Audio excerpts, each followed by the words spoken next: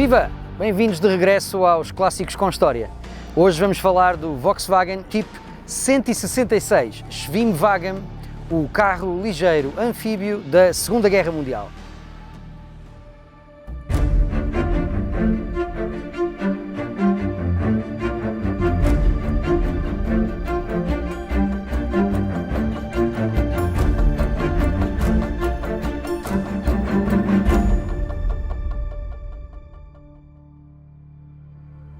Entre os veículos mais emblemáticos da Segunda Guerra Mundial, há um que se destaca pela sua engenhosidade e versatilidade.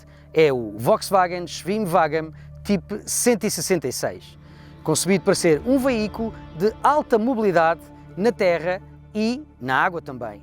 Mas como é que surgiu esta máquina extraordinária e porquê é que se tornou tão valiosa e apreciada não só para os alemães, mas também para os soldados aliados que as capturavam?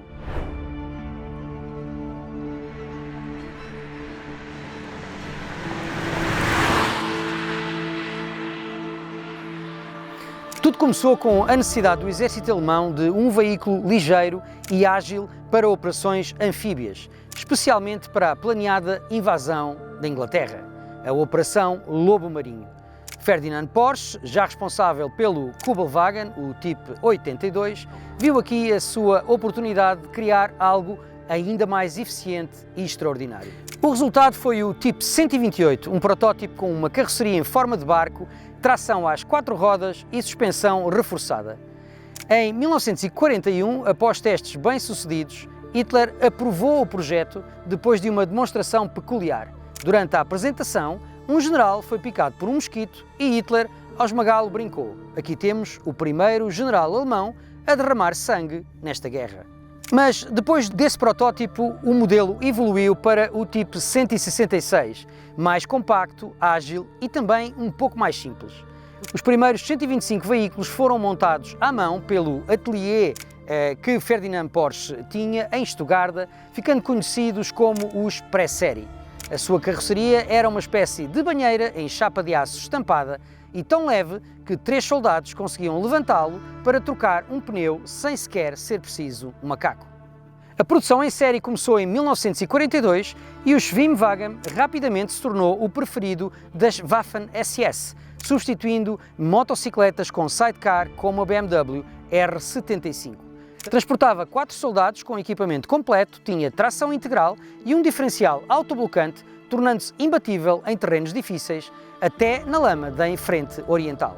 Mas, ironia do destino, a sua capacidade de navegar raramente era utilizada. Na verdade, o Schwimmwagen era excelente na mobilidade em terra e apenas só mais ou menos quando entrava em água.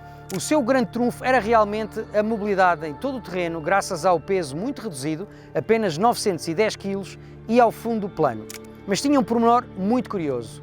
Havia muitos veículos que tinham problemas de estanquicidade porque os trabalhadores franceses e italianos, forçados a trabalhar para os alemães, sabotavam discretamente as soldas.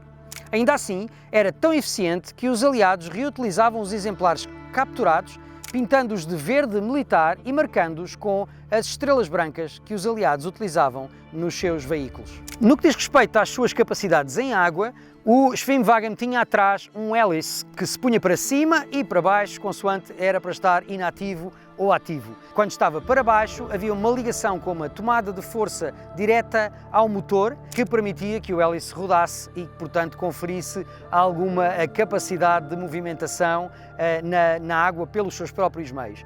Mas também não esquecer que o Schwimmwagen vinha equipado com remos e, portanto, numa situação em que o motor não estivesse a funcionar ou o hélice não estivesse a funcionar, não era imperativo ficar ao sabor da maré, porque os 4 soldados podiam trabalhar um bocadinho, revezavam-se nos remos e certamente era possível chegar a terra firme.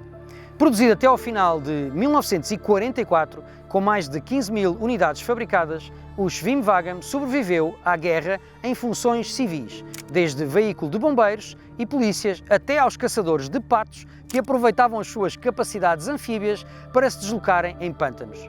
Um exemplar de pré-série foi mesmo usado pela família Porsche como Jagdwagen, ou carro de caça, e mais tarde, nos testes do primeiro Porsche 356, antes desse veículo em concreto ser abandonado no Egito.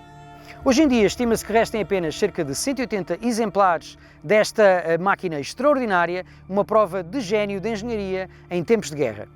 Este exemplar pode ser visto na coleção do Museu do Caramulo.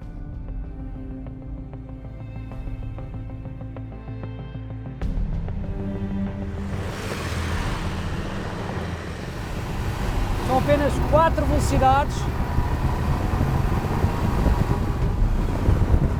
Tem um comportamento bastante previsível. Eu na caixa uso duplas para facilitar as passagens de caixa. A potência do motor é suficiente. O que é extraordinário é o comportamento muito neutro que o Schwinn-Wagen tem. Mesmo com a tração integral, é bastante interessante perceber que ele tem um comportamento super equilibrado e muito ágil. Permite-nos conduzi-lo quase como se fosse um carro de rallies.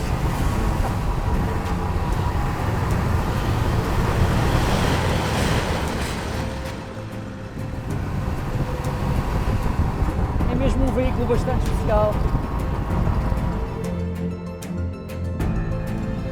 Se gostou deste vídeo, não se esqueça de fazer um like e partilhar com os seus amigos para que nós tenhamos a oportunidade de vos trazer muito mais histórias destes veículos extraordinários.